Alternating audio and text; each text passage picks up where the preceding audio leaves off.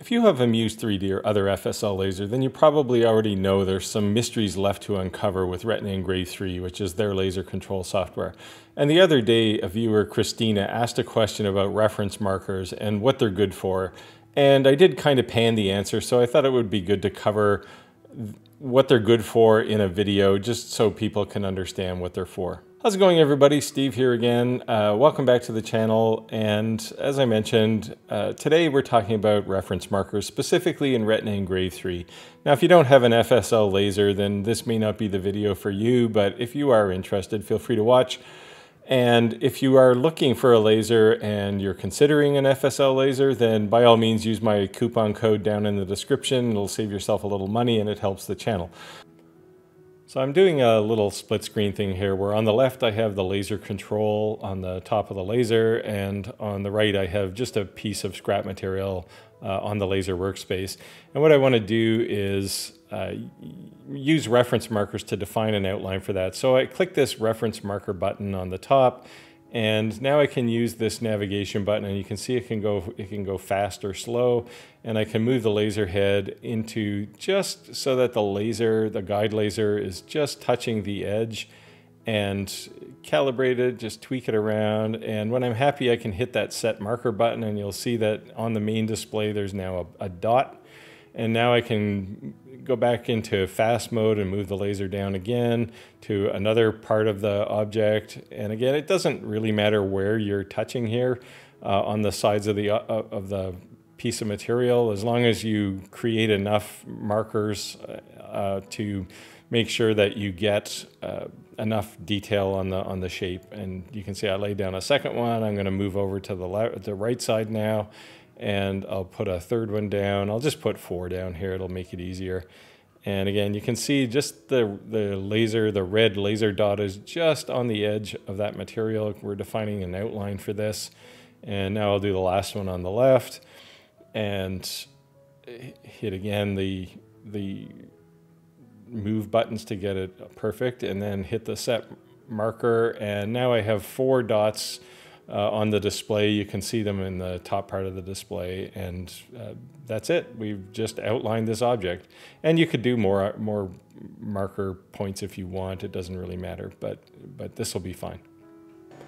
So I popped into Retina Engrave 3, and again, that's the laser software for the Muse and other FSL lasers.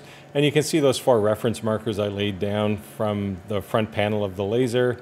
And I could have easily put more in here. I could have put 8 if I want something even more accurate, but this is good enough for what I want to show you. And now I want to, we want to actually see what these are used for. So what I did was loaded just the slump bowl SVG file that I did from a previous video. And let me turn it on here, and you can see it's definitely much bigger than that space. So what I can do here is I can scale this down to the point where it fits in between. And what this now shows me is, hey, I could make this a little bit bigger and know that I'm not going to run over the edges of that part.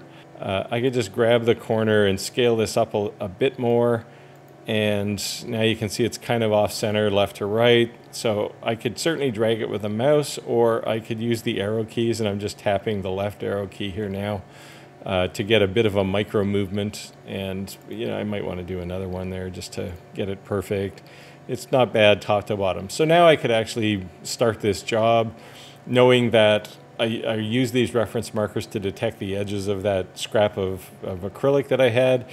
But if I ran this job now, it would definitely fit on that piece. So that's what reference markers are good for. Now, if you do have something like a Muse 3D where you have a camera versus the regular Muse or most of the industrial grade FSL lasers, they don't generally have cameras, so reference markers are much more valuable. I typically don't use them because I do have a Muse 3D and I can just use the camera. That was generally my kind of cop-out response to Christine's comment in a video where she asked about this. You can go play with them. It works fine. But again, if you have a Muse 3D with a camera, you probably don't want to. Now, the one exception to this is if I'm really trying to carefully lay this out, maybe I'm making a coaster, a round coaster, and I want to make sure that this image is deadly centered on that coaster, because if they get off center, they look kind of bad. So I can use this technique to do that, and it is much more accurate defining it by hand, the reference markers, than it is to use the camera. The camera is really a guide as opposed to an accurate measurement device. So you can use this reference marker technique to lay down images on coasters or things like that. Anyway, this is just one aspect of Retina Engrave 3. I did a two-part series, and if you want to watch that, start with the video up here, and if you do, I'll see you over there.